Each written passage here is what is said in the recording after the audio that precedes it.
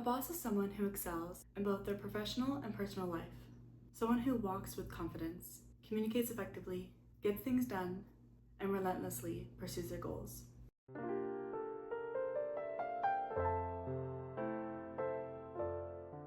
Welcome back to the book club. I'm glad you're here. Today we're talking about the book How to Be a Boss. The author, Lilly Singh, is a YouTuber, comedian, actress, and author. She believes that success isn't about waiting until feeling ready or confident. It's about taking action and learning from failure and continuing to move forward even when things get difficult.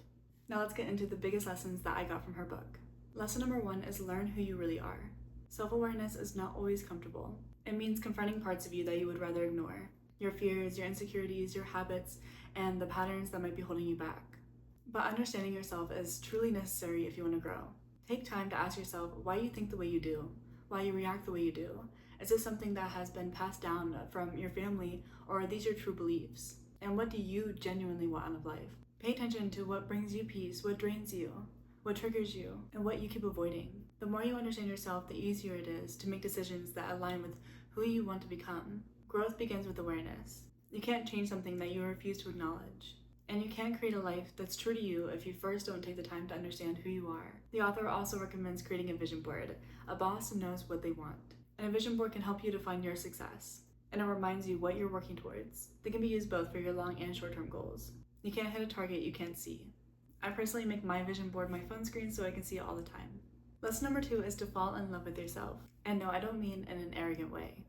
I mean genuinely caring for yourself, encouraging yourself, being patient with yourself, wanting to make yourself proud, treating yourself with the same compassion you'd offer a friend.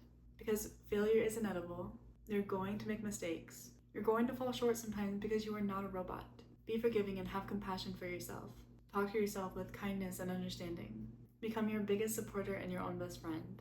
She makes a big point of being unapologetically yourself and accepting all parts of yourself. The confident parts, the insecure parts, the successful parts, and the messy parts. Self-acceptance isn't pretending you're perfect. It's acknowledging who you are while still continuing to grow. Nothing to hide, nothing to prove, just growth. Lesson number 3 is get comfortable being uncomfortable.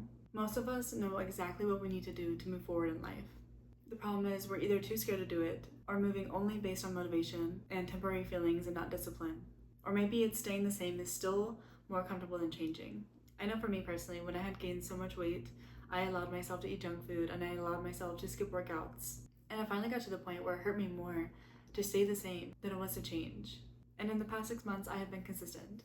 Not perfect, but consistent. No matter what it is, it can be posting online, speaking up for yourself, starting a business, going to the gym. It's going to be uncomfortable at first. The author states that on the path to success, being uncomfortable or being scared isn't a stop sign, it's a speed bump. It's going to feel a little weird and a little scary at first, but you will get through it. She says, don't allow speed bumps to become dead ends. Sometimes we allow our emotions to stop us from what needs to be done. It doesn't have to feel like this scary goal or unachievable dream. Okay, we're back. My phone just ran out of storage, but okay, let's keep going. She says that most obstacles first exist in our own minds. Start small and work your way up. Don't make it unrealistic or extreme. Make it easy and achievable so that you can stay consistent. I know for me, that's working out 30 minutes a day. Sometimes 30 minutes is just stretching, sometimes it's just a nice walk. I also know it's eating less junk food, so just being mindful when I'm going to the store. Just small, simple things, and over time it's going to make a big result. It is time to choose yourself, choose productivity, choose to work towards a dream life that you very well deserve. Choose the things that you need to do in order to succeed and start working towards them. You do not need to be perfect to take the first step. You will never know your full potential or what you're capable of if you're always keeping one foot out of the door.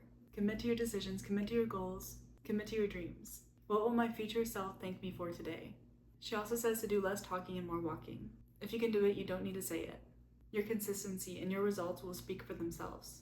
And I'm not going to sit here and say that it's easy to become the highest version of yourself. It's something we're going to have to want and take action towards every single day. She makes it clear that happiness, confidence, discipline, success, fulfillment, none of these have escalators. There are only stairs. Shortcuts to success do not exist. Lesson number 4 is pause and appreciate the journey. This is one of my favorite lessons from this book. She writes, what a sad thing it would be to work so hard for something and never enjoy it once you have received it. We are always chasing the next goal, the next milestone, the next achievement. But if you never stop to appreciate what you have already accomplished, then you are always going to feel left behind. Meditate, be present, disconnect, Be grateful and be proud of yourself. Success is meant to be experienced, not just pursued. Lesson number 5 is also one of my favorites from the book. It's be the dumbest person in the room. In her book, she quotes Snoop Dogg. I'm the dumbest person on my team. And that's exactly the point. Surround yourself with people who know more than you. People who challenge you or make you think bigger. Being the least knowledgeable person in the room does not make you stupid. It means you are in a room full of opportunities to learn. She also encourages asking questions, and there is no shame in doing so. In high school and college, I was always asking questions, always going to tutoring, and eventually those questions paid off, and I earned some of the highest grades in my classes, and I'm an engineer now. Not because I was gifted or smarter. I actually was diagnosed with ADHD. I had terrible grades in grade school. I was expelled. I was not a perfect kid in any single way. It was only because in my later years, I started asking questions and wanting to learn and keep making mistakes in order to learn. So continue to ask questions. Lesson number 6 is invest in yourself.